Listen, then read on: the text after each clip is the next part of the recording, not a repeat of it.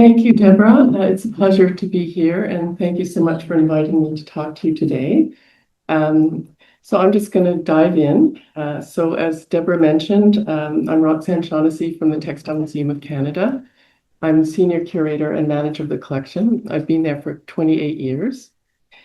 And over the years, it's been my practice to include alongside the historic and ancient pieces, examples of contemporary iterations of traditional textile construction and weaving techniques and materials, and to bring the story of the object into the present.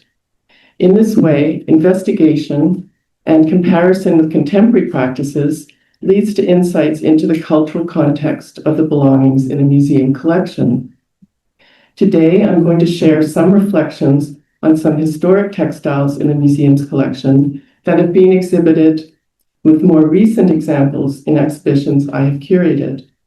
I will talk about some work I've done with communities over the years to support and bring attention to the preservation and, in some cases, revival of the community's weaving and other textile making traditions. Examples shown here were featured in Latin American exhibitions at the museum, such as Tied, Dyed, and Woven ECAT textiles from Latin America in 2017, and the exhibition and website Cloth and Clay Communicating Culture, which was done in 2002, developed in partnership with the Gardner Museum.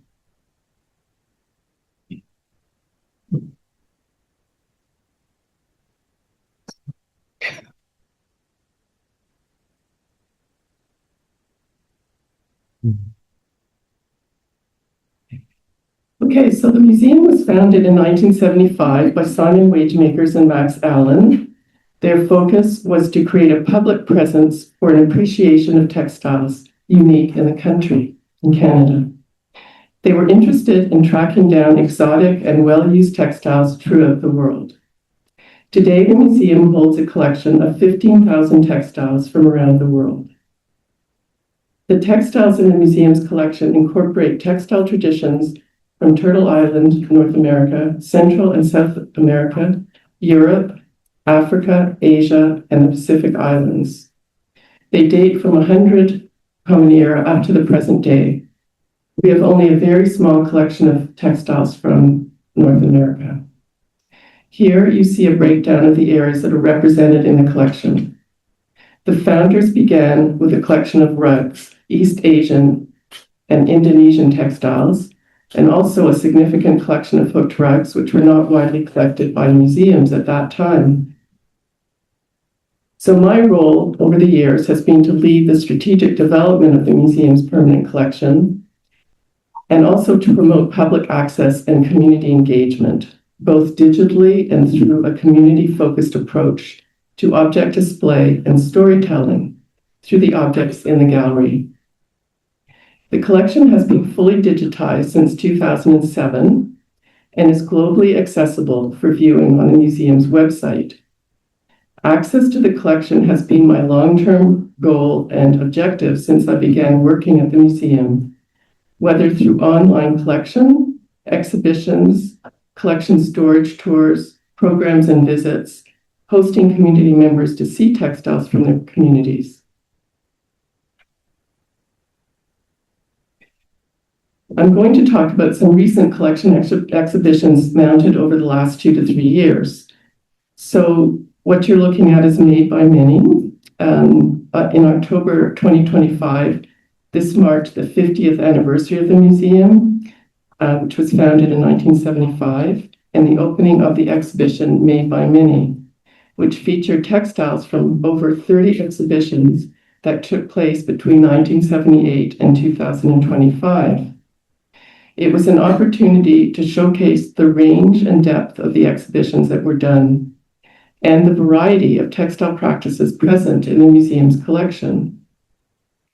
For over 5 decades, the museum has developed a collection comprised of living objects, imbued with stories and knowledge of the diverse communities from which they originate. This collection has been the foundation of numerous exhibitions, each offering different perspectives of the cultures, histories, and artistic practices represented within it. made by many, 50 Years of the Textile Museum of Canada, honors and celebrates the array of exhibitions mounted over the years, highlighting the artists, objects, and communities that have made this institution what it is today. Each section of the gallery represents a period in the museum's history from the 1970s to the present. And this exhibition is on and will continue to be for several more months. And if any of you have time to go down and see it, great. Are you able to hear me? Am I? Yeah. Okay. All right. So each of these slides shows some objects from the exhibitions that they were involved, that they were in over the last 50 years.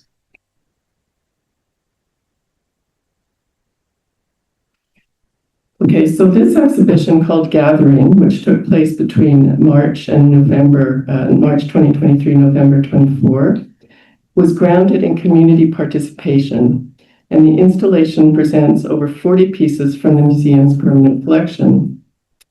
Gathering explores themes related to migration and diaspora, the search for comfort in the domestic and familial, reclamation of ancestral traditions through contemporary artistic responses, and the relationship between textiles and the environment. Choices of objects, responses, and retellings were gathered via open online calls for reflection through partnerships with local organizations and through artists' interventions. New acquisitions were showcased in this installation, including a 19th century Ainu Atush robe from Hokkaido, Japan, and 8 beaded works by Vancouver-based artist Bev Koski. Gathering features original digital content, a video created in partnership with the Afghan Women's Organization, as well as contemporary artworks and digital responses by Pioneer, Hyung-An Kim, Kathy Beal, and others. And this is an image of members of the Afghan Women's Organization who visited the collection to view our textiles from Afghanistan. And this was part of the research and preparation for the exhibition Gathering. So in the exhibition, there was a video that they created where they talked about their culture and their textiles.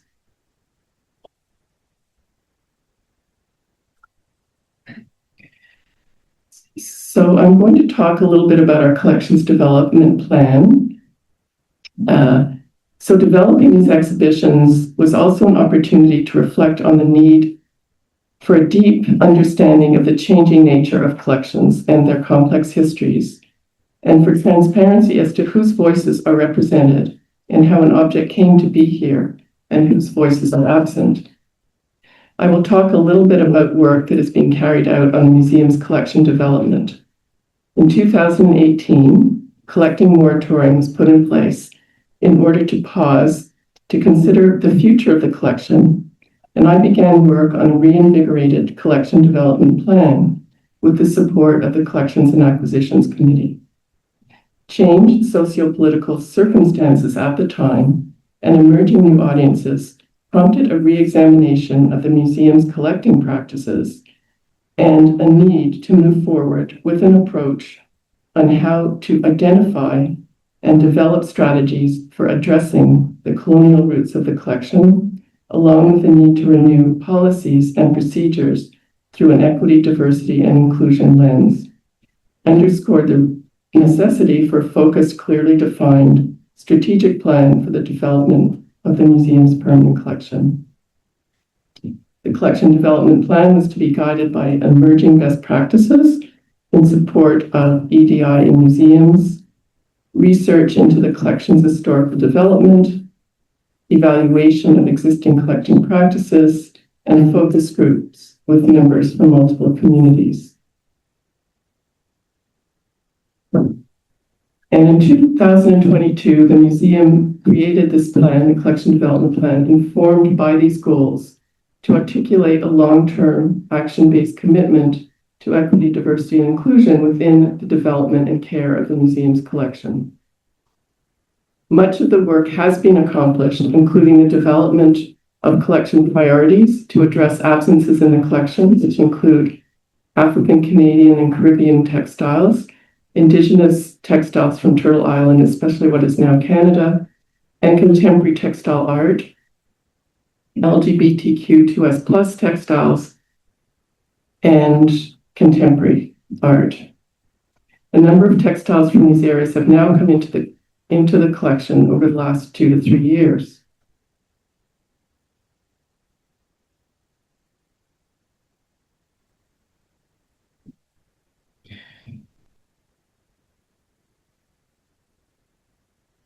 As I mentioned earlier, a significant aspect of the museum's mission is to make the collection accessible, and it does so currently through physical and digital means, including collection visits, loans, exhibitions, traveling temporary and permanent, catalogs, public and school programming, social media content, internships, artist residencies, and a searchable online database.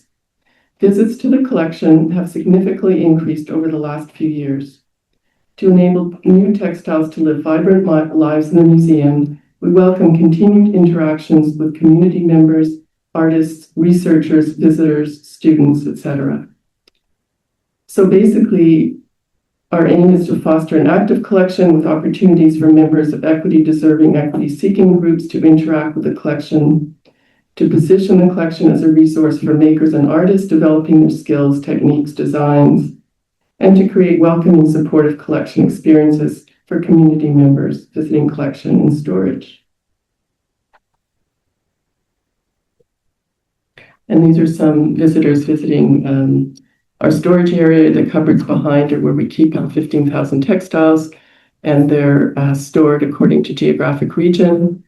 And this was a group that came to have a look at some pieces.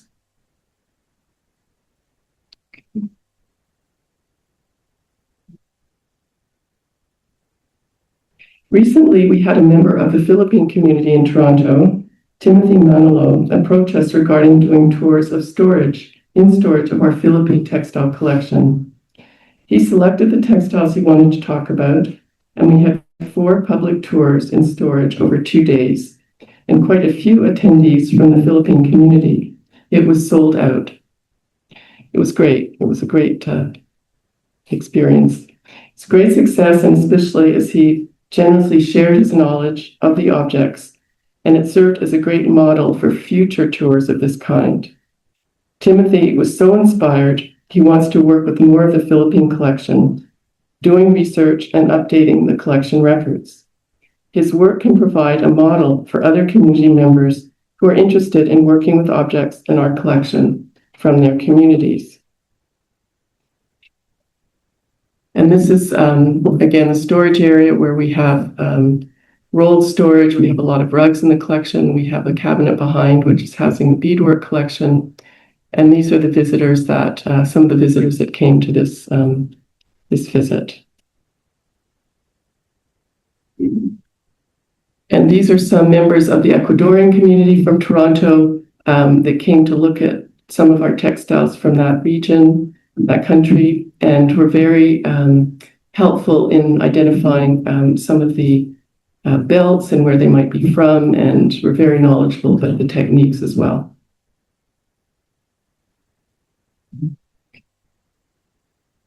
So in the last 3 or 4 years, as part of the curatorial process, I focused more on the need to build and expand relationships with community members whose cultural belongings are represented in the collection through these collection visits and access, and foregrounding the voices in the exhibition, their voices in the exhibitions. The more we can build relationships with our communities, the more we can involve them in the exhibitions and also acquisitions. And here's an Ecuadorian family visiting the museum. As I mentioned, from Ecuador. They had some insights and thoughts about the pieces they looked at, and they provided information for our database as well.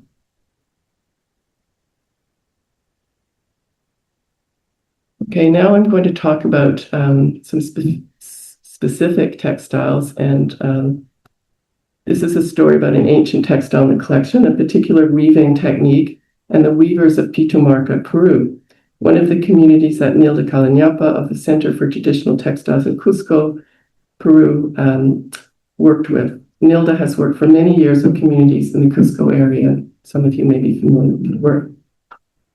The mission of the center is to aid in the survival of Cuscanian textile traditions and to provide support to the indigenous people who create them.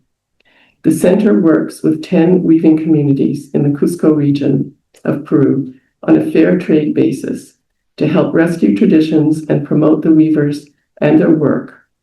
Through community organization, workshops, educational opportunities, and more, the center ensures that there's a future for Cuscanian textile traditions. In 2002, I was working with the Gardner Museum on a grant to mount an exhibition and website featuring prehistoric textiles and ceramics from Latin America called Cloth and Clay Communicating Culture. As part of the grant, we were fortunate to be able to visit Cusco and meet Nilda. Nilda took us to 4 communities she was working with at the time, supporting their efforts to revive their traditions. Before we came to Peru, we were in touch with Nilda and sent her an image of this textile, an example of the discontinuous warp and weft technique. The discontinuous warp technique is known and was practiced in Pitamarca and was beginning to be revived by a weaver who knew the technique. With this technique, the warp and weft yarns do not pass from selvage to selvage. Instead, they cross their own color area and then make a U-turn where one color meets the other color and the color changes.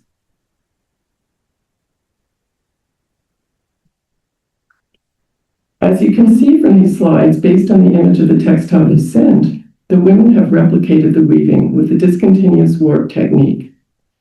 The wool dyed to approximate the colors of the museum's example.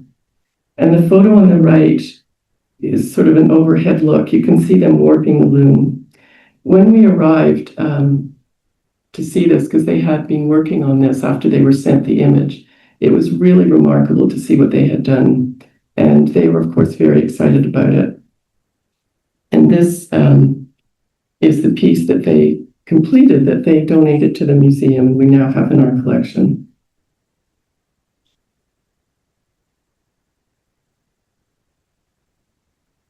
And this is an example of the style that was being revived in the community at the time of discontinuous warp that we purchased for the museum. I recall there was only 1 or 2 weavers that knew the technique in the community, but it was something that they were, through Nilda's support, were reviving.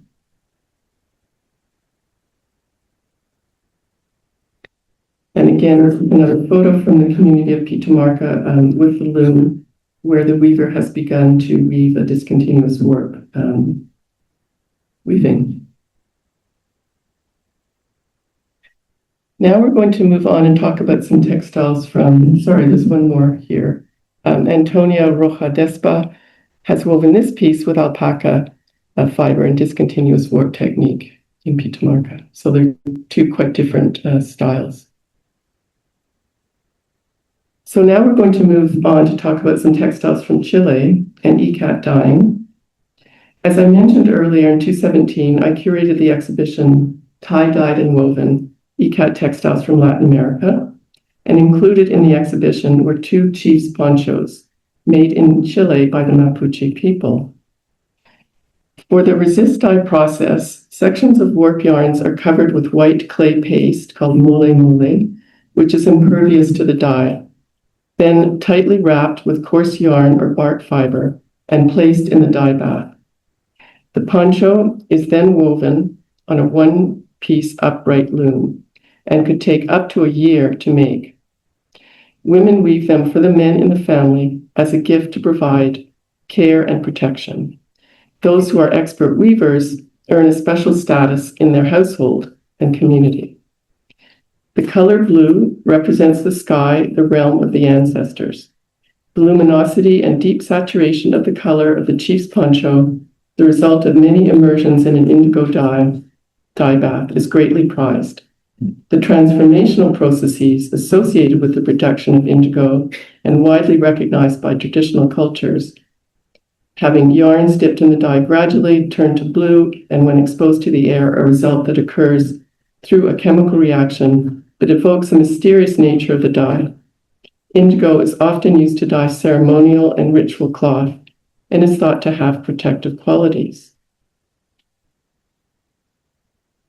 A chief's poncho such as this carries rich symbolic weight that the man who owns it is usually buried wrapped in it along with his horse.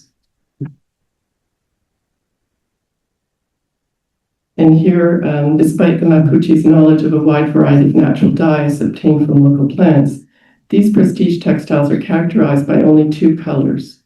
Red is the symbol of power associated with blood and energy, and dark blue-black denotes high status.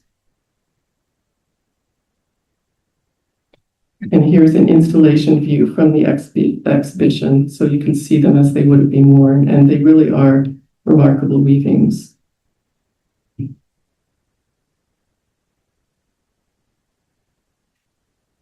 As I mentioned earlier, I include examples of contemporary iterations of traditional textile construction and weaving techniques and materials in collection exhibitions to bring a contemporary perspective or response to collection pieces.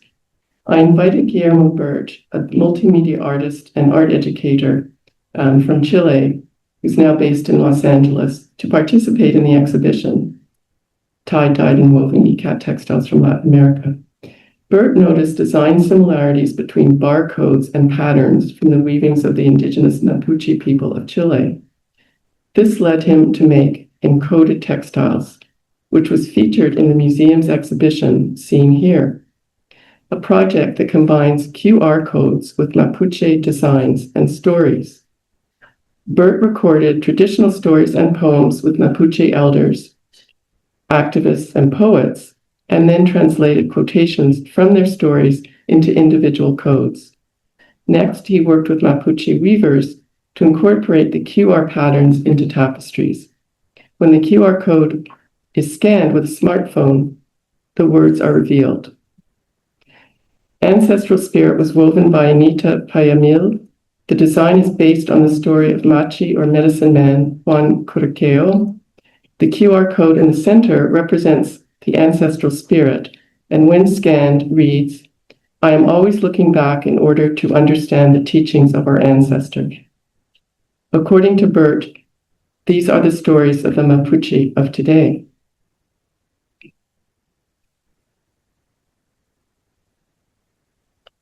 I'm going to talk about ikat dyeing in Peru. This poncho, woven by Victoria Quispe Boman from the community of Santa Cruz de Salac, was acquired in 2017 by the Textile Museum in Canada for its collection. This community recently revived the technique of wate or ikat from being lost for future generations. Leonardo Quispe led this effort, and his hard work and perseverance succeeded in recovering the working knowledge of wate. Today, weavers are producing ikat fabrics for themselves and the international market, with the support of the Center for Traditional Textiles of Cusco. So you can see the ikat on the arm of the poncho, and the piece on the wall is also from Peru.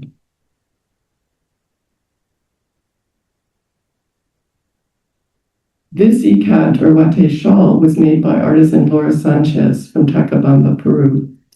She works at Carine de la Sierra, a Peru-based brand dedicated to renewing the ikat tradition under the fair trade company Pimalpaca. The shawl is dyed with the ikat technique and woven on a backstrap loom.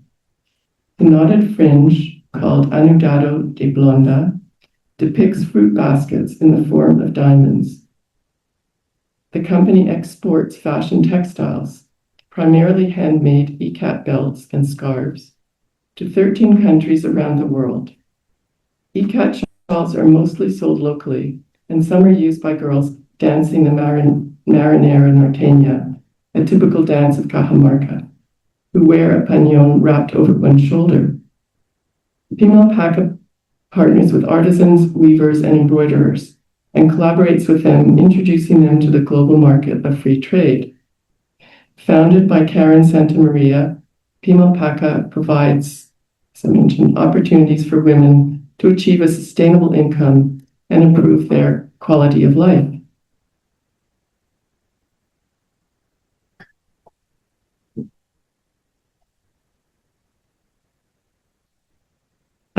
Another example of ikat from Mexico is a rebozo or shawl made by Arturo Estrada Hernandez, who combines traditional designs with his own highly personal vision.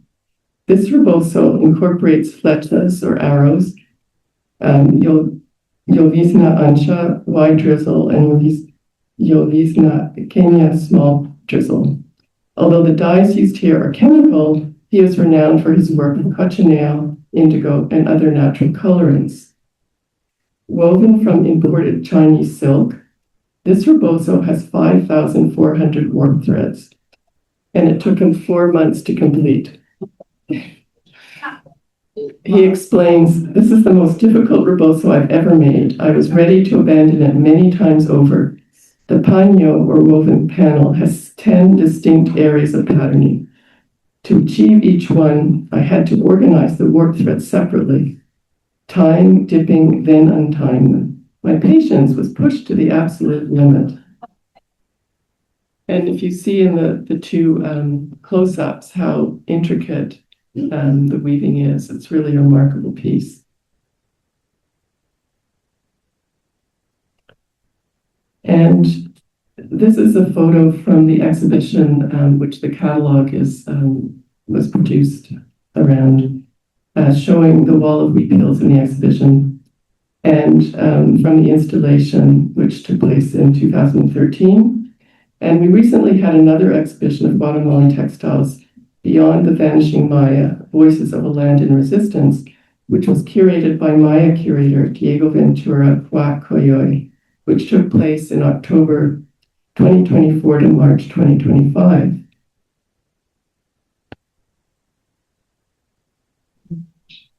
We are currently working with Diego, who is doing an assessment of our Guatemalan collection of textiles from his home in Guatemala, reviewing and updating the information we have in our database records and identifying some objects for possible repatriation.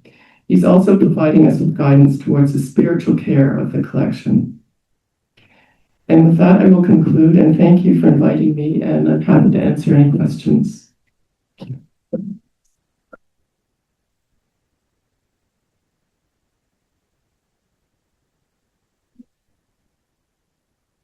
Talk a little bit about the installation now at Textile Museum, social commentary of indigenous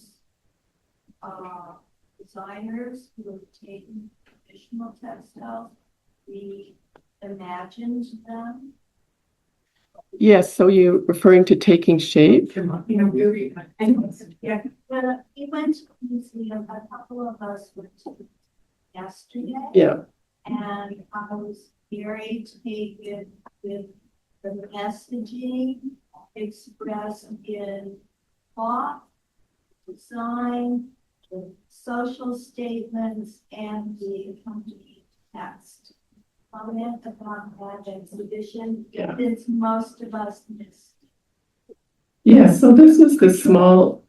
The question briefly for the people on Zoom, because they would have heard about them. Oh, so. No, use yours. So the question was a request for a little bit more information, and if I could talk about an exhibition that is adjacent to Made by Many, which is a collection-based exhibition, and it's called Taking Shape, and it's an exhibition of contemporary indigenous beyond North America, well, Mexican and in North American indigenous pieces that were made by the artists. And the sort of behind all of this is the movement of the museum. And I mentioned collection priorities briefly, but we have a very large, 15,000 textiles from around the world collection. And we basically paused adding any more to that sort of global international group of textiles, but to focus more on what's missing and what's absent, and to include those voices, and having these artists from mainly in that they were Mexican, but not only, included in the collection and featured in the exhibition is, the next sort of stage of where we're moving to. And it's also, as I mentioned, our priorities, it's also areas that we are collecting. So the beaded tunic which is actually was moved upstairs into the fashion exhibition by John Tacom is part of the collections being acquired. Okay, that's okay. Yes, well, that's an amazing show that was curated by Amber Bear Dawn, who's Indigenous from, she's at the Fashion Institute in New York. And she gathered all of these pieces together from artists that she was familiar with. And it's a really powerful exhibition for sure. And the piece that I just mentioned is in there, and it's drawn a lot of great response. And it's also sort of opened up another piece of our, sort of broadened our kind of perspective in including in doing exhibitions such as these. We have a historic collection, but we're also very involved in contemporary work, and in this Indigenous example is great. Yeah, so there's a lot of quite well-known artists. Does that answer your question, or? Just in the meaning and explaining the meaning of pieces and the social commentary for audiences to see how Indigenous designers have taken the traditional textile and reimagined it into a social and political commentary for the audience to see in very stark way. Yeah. I mean, I can talk about a couple of pieces. I mean, there's some pieces with the Hudson Bay blankets that are commentary on that relationship with Indigenous people. There's quite a, there's a couple of dresses that have designs that are around, Indigenous women that have been murdered.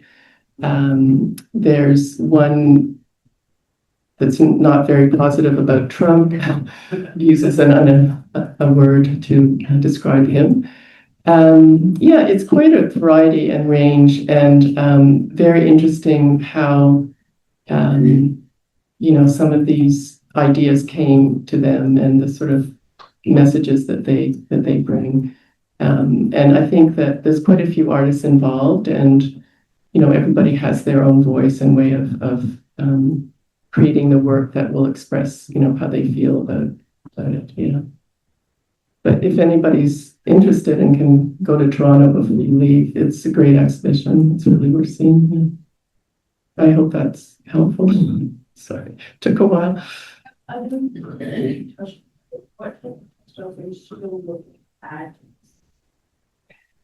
To the museum? Yeah, so basically our priorities are Indigenous, but not historic things that who knows where they came from and bought them and all of that.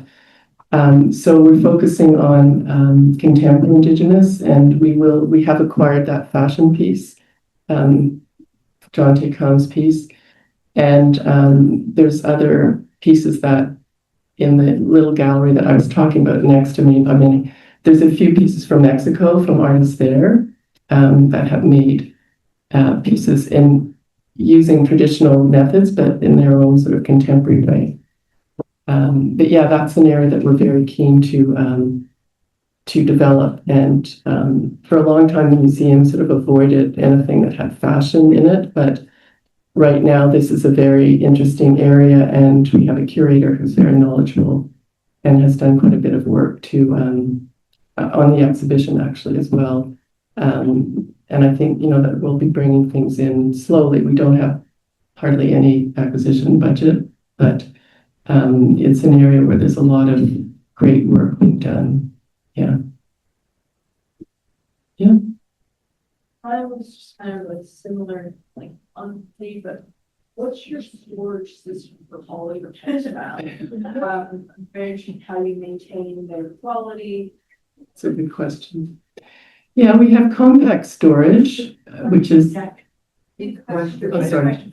The question was, what type of storage do we have for our textile collection?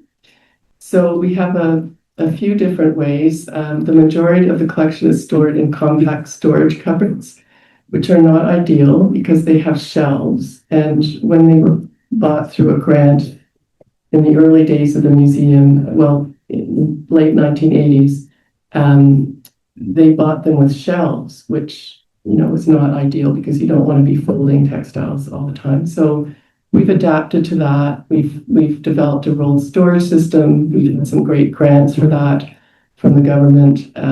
We have beadwork storage in cabinets.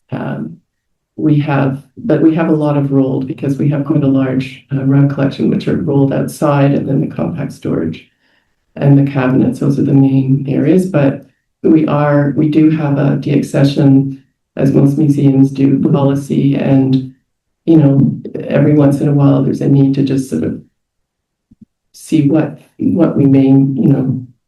makes sense to no longer have in the collection. Does that answer your question? You saw a few of the backgrounds pictures in the slides, I think, of the cabinets and the,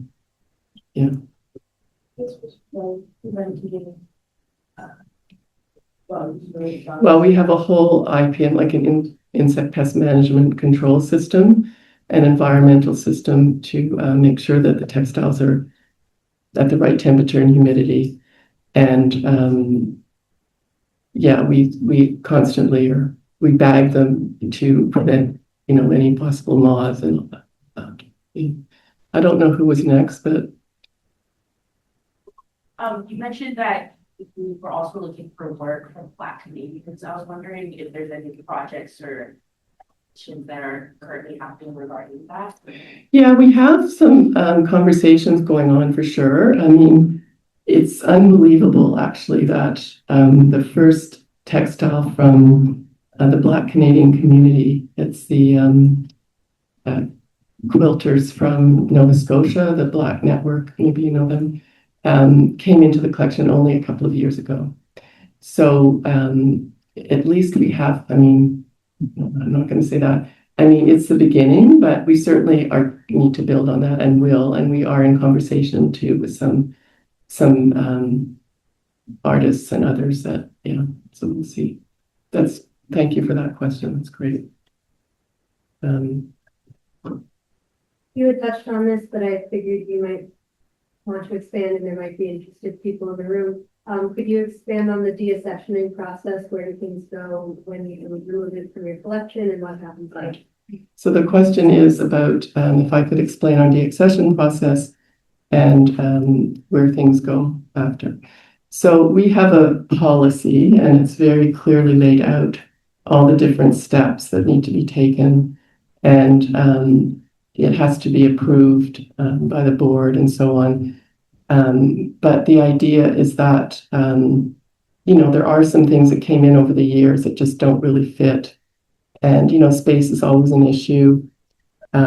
So we did some a few years ago, and they go, and according to our policy, the first option would be to transfer to another institution. So we had some weaving equipment, these big, huge floor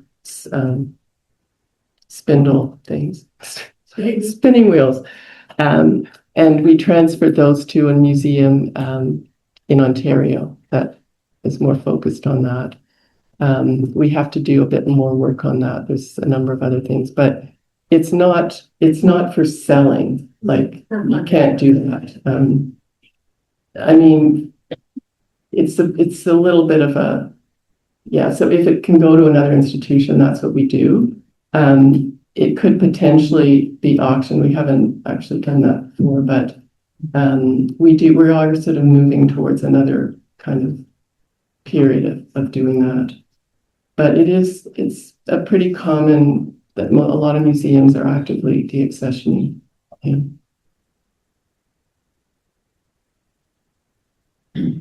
Someone, you said you're not, you said you're not looking to acquire much other than a few specialized things.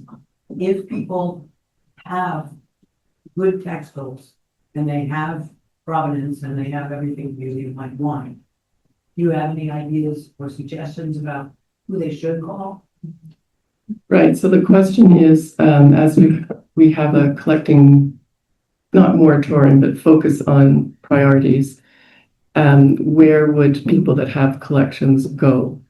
So that's a great question, because right now there's a lot of people who traveled a lot in 60s and 70s, Latin America, Afghanistan, all India, and have kind of, curated their own collections that they've kept and thinking probably eventually I'll give them to a museum.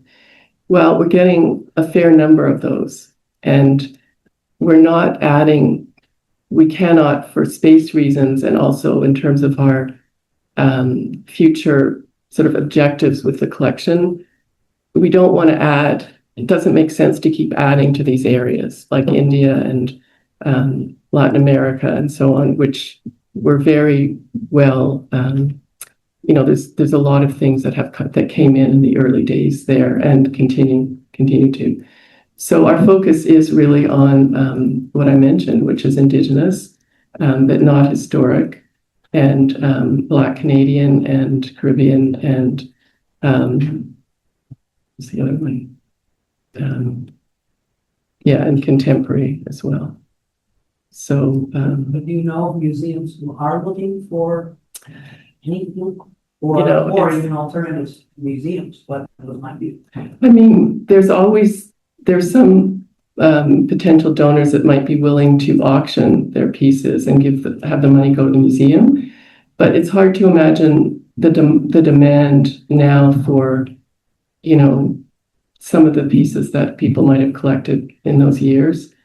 I just don't know where that demographic is that would be interested in that. But I'm still not convinced that there aren't some possible options for that, because more and more we will be getting contacted by people who are moving, downsizing and all the rest of it, and who have beautiful collections. So I don't have an answer, but I'm actually quite interested to try and figure out some way, and maybe our museum could be involved, if it was fundraising for the collection, that kind of thing. Yeah, I think you. Embarrassed I have to ask this question because I haven't been there in too many years. I live a distance away. But do you have an extensive Quebecois and Acadian collection? We do have a number of Quebec textiles, yeah, and we have hooked rugs, a lot of hooked rugs from the Maritimes. Yeah, so sorry, what was Acadian? What was the other? Yeah, Acadian, like word sword today, and Acadian today. And Quebec, you were talking about. Yeah, we have a lot of couvre boutonné from Quebec, and we have these beautiful long woven.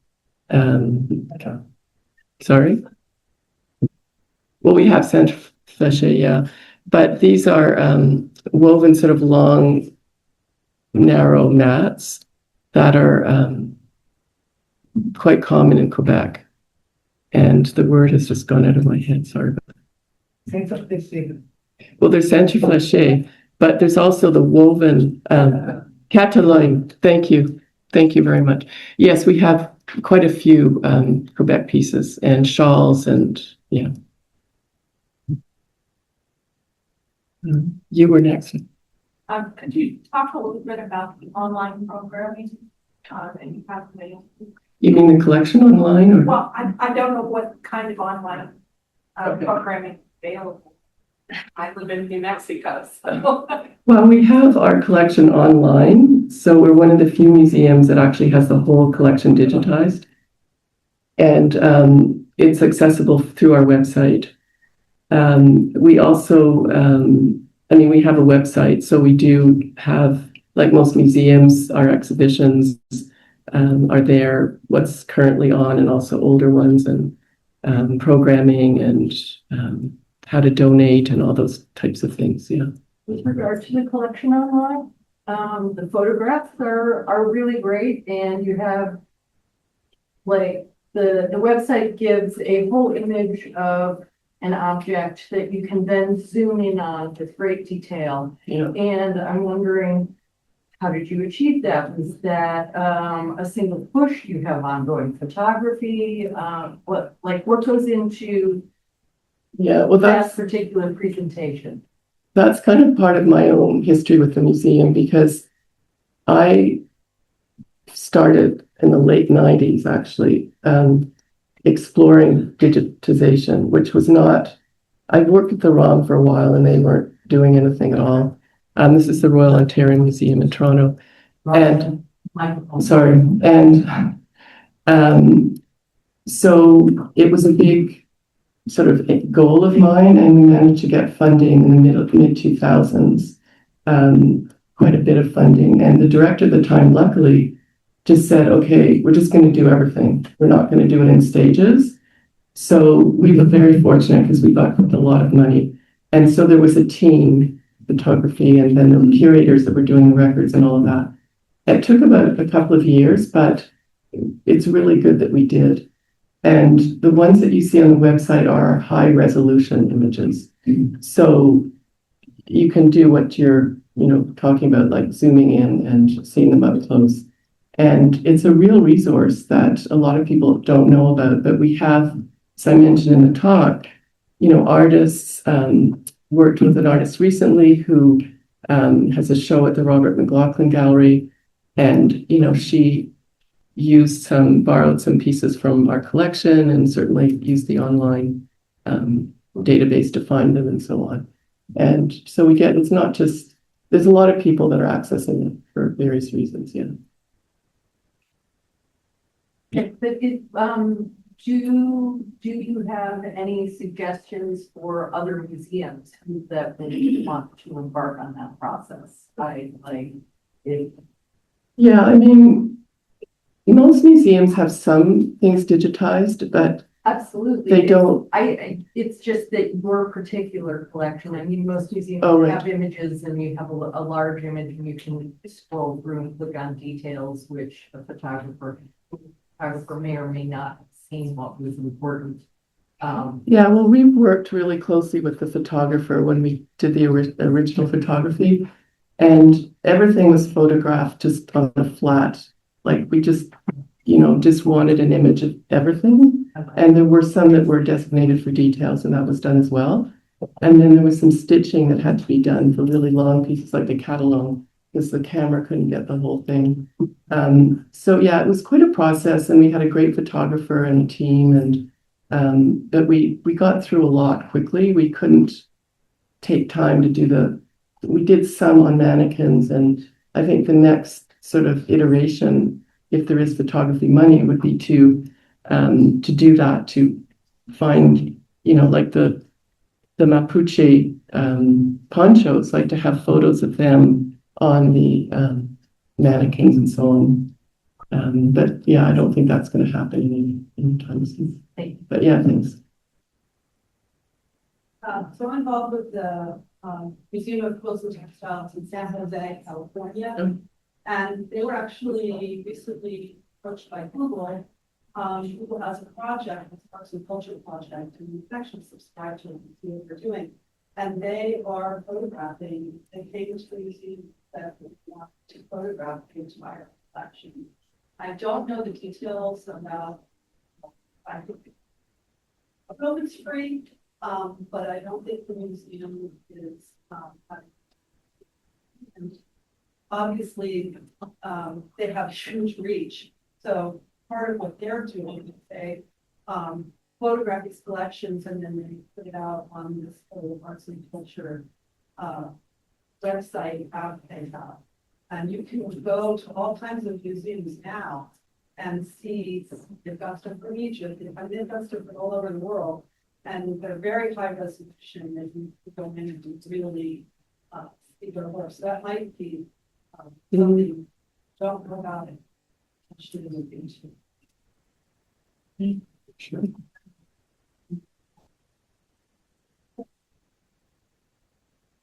This, there's a question in the back.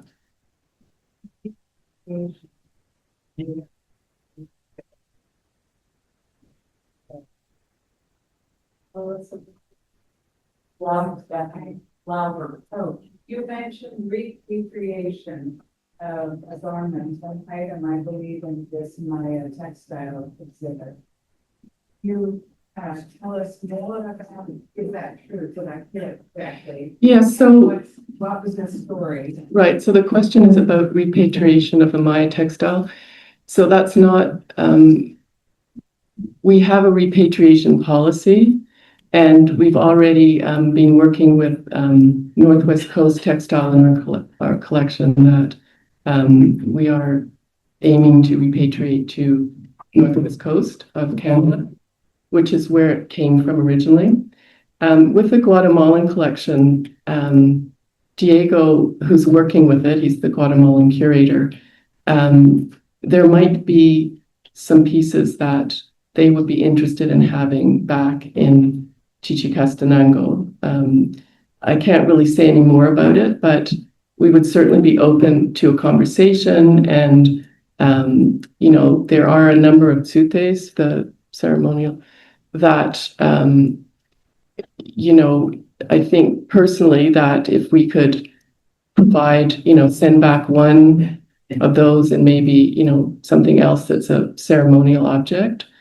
But I don't want to sort of get carried away with this yet, but we do have a repatriation policy, and it's something that we're very aware of. And, you know, there's another piece in the collection that might be repatriated as well in Canada.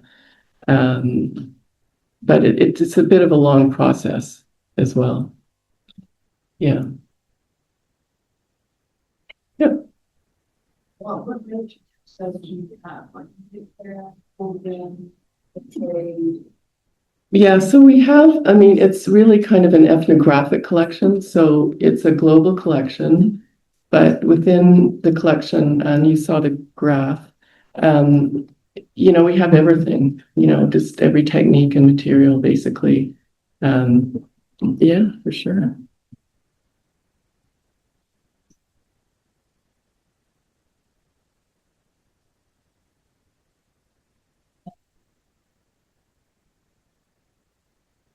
Yeah, so you can see that the Canada and Indigenous and USA are very small compared to the rest of the collection. But I think it reflects what the founders were interested in, and also people that were traveling in those days in Southeast Asia, Central Asia, and so on. Yeah, so there's a lot. I mean, we have bark cloth, we have beadwork, we have you know, a lot of different materials and techniques. I mean, just about everything you can imagine. But if you're interested, you know, you go online and you can see a lot of pieces. Yeah. Or if you want to come and visit the collection, we're open to visitors for sure. Do you ever give workshops? All the time. Yeah. See them online. Yes, if you go online, they're on our website, and we just had a recent one on Cantha, where we had a Cantha expert come up and do a workshop. It was really, really interesting. We partnered with the Rom, and it was great. Yeah. I'm gonna jump in here because it's time. Thank you a lot.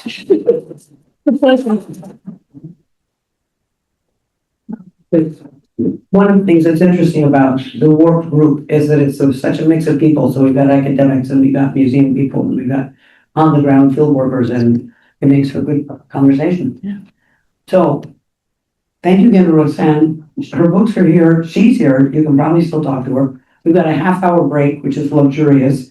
And when we come back at 10:30, then Suzanne Prozac from Guatemala is going to talk about, she's one of our assistants this year. She's going to talk about her work and what she's doing in Guatemala, I think. And then we'll continue on from there. And we're going to put up a chart also for people to put down the times that they're coming and going tomorrow, if anybody needs a ride or wants a ride or whatever. We haven't filled it out yet, but it'll be ready in a few minutes. Okay? Can I just say one? And yes. So I brought a couple of catalogs for you to look at, but I can't sell them here. If you want them, I don't know, I didn't go to the last slides maybe.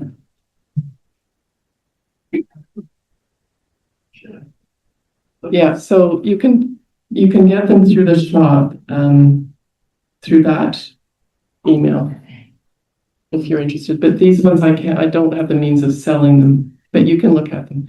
Thank you so much. It was really a pleasure to have you talk to. I really appreciate it. Thank you.